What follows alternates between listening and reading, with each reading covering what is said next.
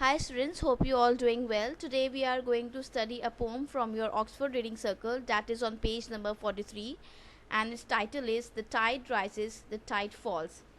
It is written by Henry Wadsworth Longfellow. Students, before doing the explanation of the poem, I would like to do the introduction of the poet and the poem. The poet of this poem is Henry Wadsworth Longfellow. He was born in Portland, Maine, and he began to publish his poem at the age of 13.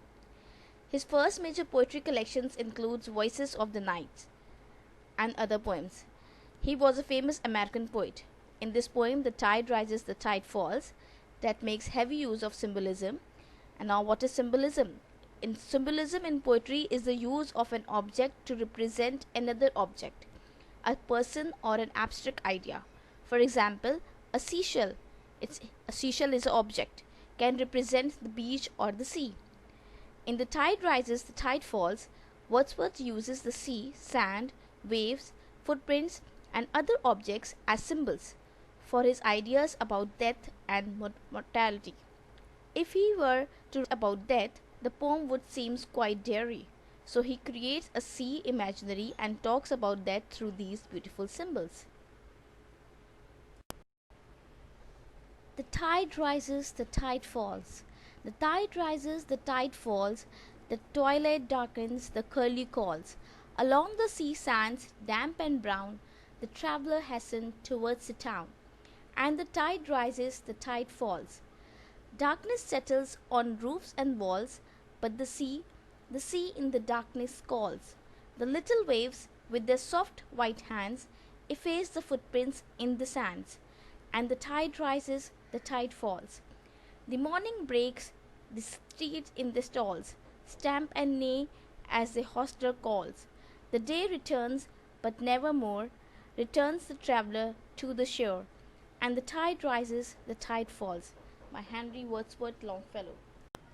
Alright students, now here in this poem, The Tide Rises, the Tide Falls, the poet is explaining us that how the life begins and how the lives end. The tides, he representing life as tides in this poem, as the poet is using symbolism in this poem. He has used ocean, seas, footprints, traveler as his symbols to explain how death happens.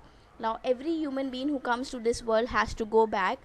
As the tide rises, the tide falls. The meaning of this line is that the life will come and the life will end.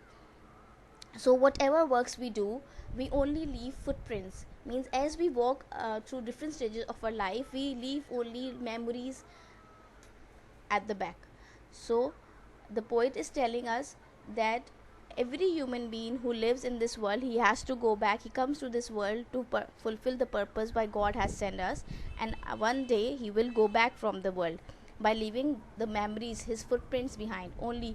And he's even telling us that this life circles will keep on moving. One person will go, the other will come in this world. So this the life circle of coming and going will keep on moving. The persons, you might have seen that this world has been keep moving on since centuries, since Adam and Eve. So the peoples are going and new people are coming. Life is there in the earth. So he's even telling us that when the person goes from this world, he has to be answerable after that also. Means there is life after that also. He has to be answerable for his deeds, for his goods and bad deeds, whatever he has done in this world. So there is life after that also. The sunshine, the dawn, which in the third stanza he is representing that the new life is there, that there is a life after death also. And he is even telling us that this new life is like the life circle, that one person will go and the other will gonna come. So in this way the poet is simply explaining us about death, the life after death, and the circle of life.